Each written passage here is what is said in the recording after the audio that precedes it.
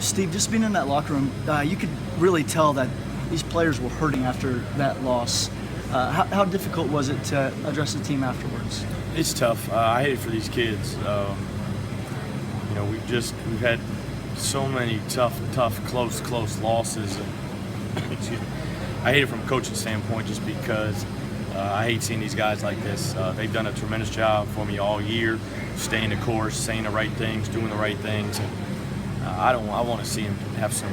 They've had some good things happen this year. I mean, when you look at some great wins we've had, but in these tournament settings going forward, I want to see them have a lot of things to celebrate, and we've still got that chance.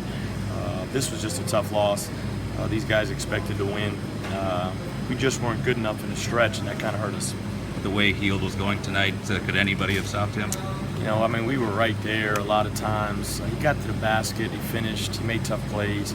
He was 14 for 21. Our first two games was 18 for 46.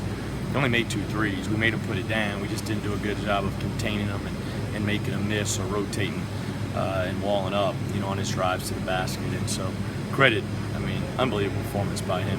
George. Second half for George, was that all him or was that you kind of implementing that? Nah, that was all George. That was all George. Really just kind of out of our, I wouldn't even say 50 series, but our 50 series, our 41 series, where just give George space to make plays. And that was really all George being who he is. And so he just took over the game. He willed us back into the game. We were a free throw. I can't get that technical. Is it a 3? One more possession to really put the pressure all on Oklahoma, and Dooley's 3 kind of rimmed in and out. That would have done it with about 30 whatever seconds ago. Tonight we see maybe a little bit more emotion with that tee. Was it just frustration tonight? Was it fighting for your players tonight? A little bit of frustration just because we were struggling to score in that stretch. I thought it was an and one.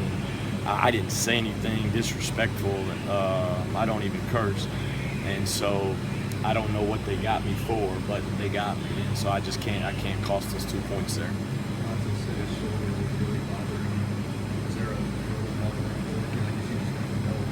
No, I don't. I can look at myself. I don't know. I don't think. I played him a ton of minutes this year, but I thought I had to. But the shoulder injury came from a foul at the end of the Kansas game, to where you can't really control that. But Monte Morris is not going to go 1 for 9 if he's full go, and it's hard for us to win when he goes 1 for 9. Him and George are our, kind of our Batman and Robin. When you look at our team, everybody knows that, and so you could probably tell that. I won't talk to him about it tonight because I'm sure he's frustrated and disappointed, and I'll give him a day away, and then I'll talk to him about it on Saturday. Did you tell he was off a little bit just watching him play? Well, I thought he had some opportunities, as good of an offensive player is, that he may have could have taken it. But he's our point guard, and I got complete and utter confidence in him to make the right plays, make the right decisions. He's one of the best, or the best point guard in the country, and so I never really asked him throughout the game whether he was hurting or not. I just if he couldn't play, he'd probably let me know. But he wasn't coming out of this game. He wanted to be out there. He took Buddy a bunch, and guarded Buddy a bunch, and so. He's from Flint. He's a tough kid. He'll respond and be ready to go come next Thursday or Friday. What do you focus on with the guys to get ready for the NCAA tournament? We'll get away tomorrow from it. Obviously, we'll travel back. Saturday, we'll meet. We probably may have a light workout on Sunday, and then we'll watch the show together, and then we'll get ready Monday and Tuesday and Wednesday based on when we play Thursday or Friday. And so, we'll keep things short and sweet.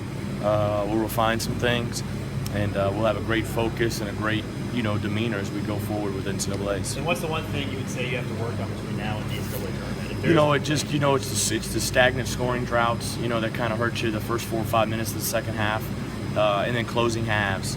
But we just got to stay at a foul trouble. I think we really need George on the floor. I wouldn't say 40 minutes, but we need him on the floor to where he's not sitting for a 5-6 minute duration. It was frustrating to see that. It seemed like they were letting him play the first 10 minutes. Like 2 fouls were being called, and then all of a sudden, all fouls start getting called. Yeah, I can't comment on that. There's some. I can't comment on that. I just, you watch the tape, and most of the time those guys are right, and some of the time I'll watch and I'll be frustrated because maybe they missed 1 or 2, and that's part of it.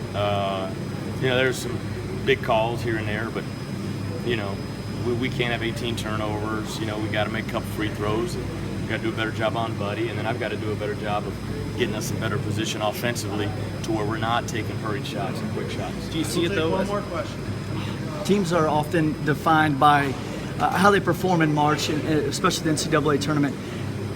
How do you expect this team to respond? I think they've responded. I mean, they've been resilient all year. I mean, you look at all of our games. I mean, we've got a ton of top 50 wins. We've got a ton of top 25 wins.